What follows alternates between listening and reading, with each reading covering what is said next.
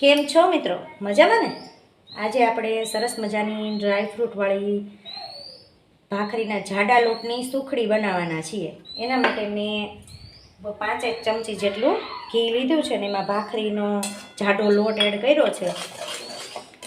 એને બરાબર સતળાઈ ન જાય, બરાબર એનો બ્રાઉન કલર ન આવી જાય ને ત્યાં સુધી આપણે એને સાતળવાની છે, શેકી લેવાનો છે લોટને બરાબર.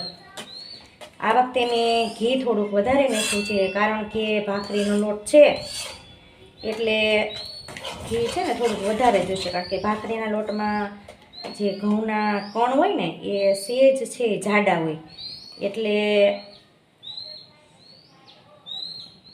થોડું ઘી છે ને વધારે જોશે, કારણ કે એ પોહી જાય, ઘી પી જાય. એને ધીમો ગેસ રાખ્યો છે મેં, અને ધીમા ગેસે જ એને આ રીતે લોટને શેકવાનો છે. આપણે અગાઉ વિડીયોમાં વાત થઈ હતી એમ આગલી વખતે મેં જે રોટલીના લોટની સુખડી બનાવી હતી ને એમાં મેં ઘી ઓછું નાખ્યું હતું, બહુ ઘીનો ઉપયોગ નહોતો કર્યો, કારણ કે એ લોટ છે ને સુખડીનો રોટલીનો ઝીણો લોટ હોય એટલા માટે. અને ત્યારે આપણે સુખડી છે ને એકદમ સોફ્ટ બનાવી હતી.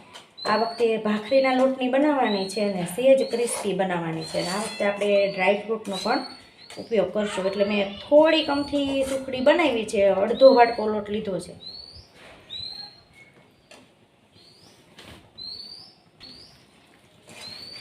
લોટ છે એ જો શેકાવા લાગ્યો છે અને બરાબર લોયું એકદમ તપી ગયું છે.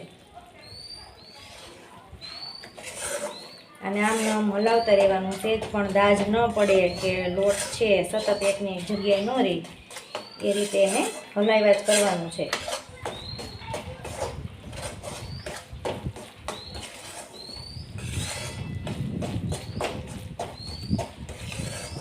લોટ શેકાઈ જાય એમ આપણી જે રીત છે કે લોટ શેકાઈ જાય એટલે એની અંદર આપણે ગેસ બંધ કરી અને પછી ગોળ નાખશું. અને ગોળ ભળે ત્યાં સુધી આ રીતે તાવીથો ચલાવશું અને ગોળ બરાબર મિક્સ થઈ જાય ને પછી જ એને પ્લેટની અંદર આપણે કાઢશું.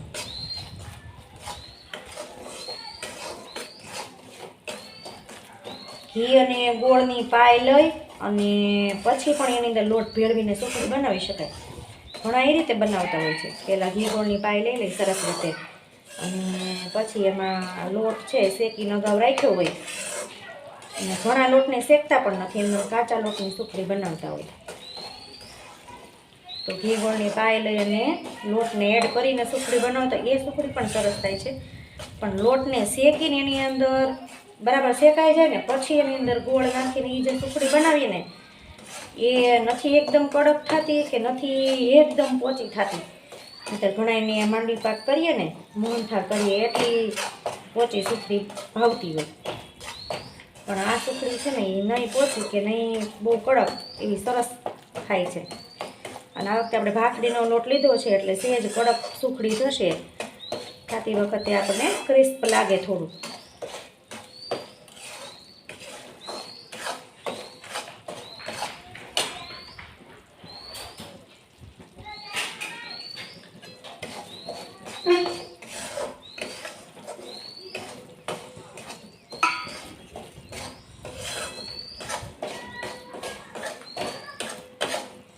તો લોટ બરાબર શેકાઈ ગયો છે એકદમ સરસ રીતે. એક એક દાણો છે ને જો પોહી ગયો છે અને એકદમ બરાબર લોટ છે ને શેકાઈ ગયો છે.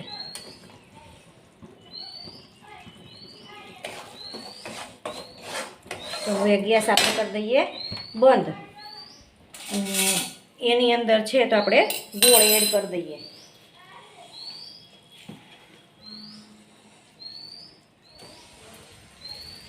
જેવો ગોળ જશે ને એટલે તરત જ છે એ સુખડી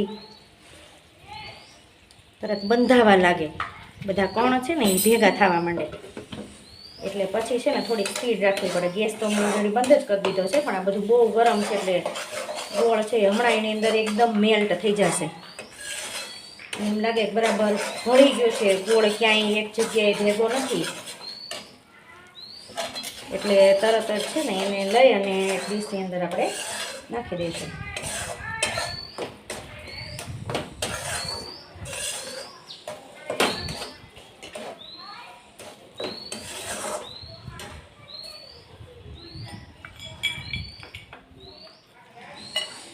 કાજુ બદામની કતરી કરી છે મેં, આપણે એની અંદર નાખી દઈએ.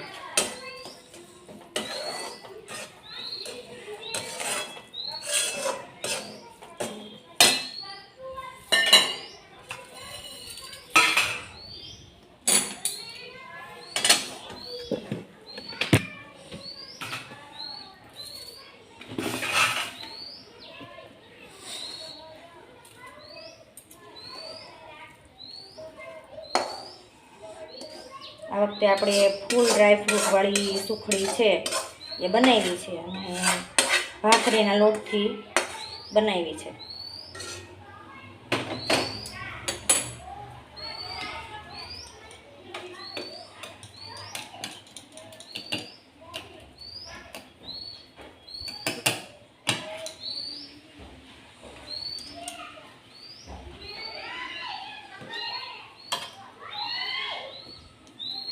આ રીતે નાખી અને પછી મેં ડ્રાયફ્રૂટ રાખ્યું છે આ રીતે.